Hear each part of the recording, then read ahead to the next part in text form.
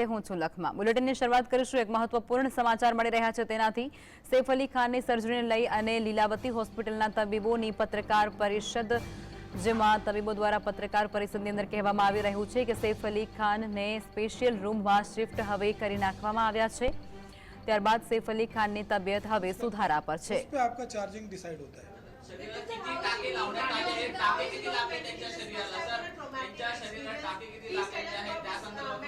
No, he is quite, so of course after the trauma when he came here, he was quite shocked. Anybody would be with so many injuries, blood flowing on all around.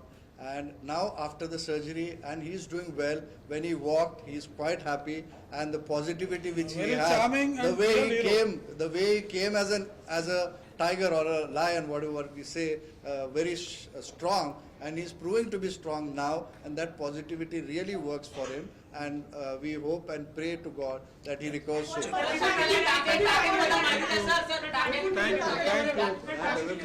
you. Sir, police statement. Please have cup of tea.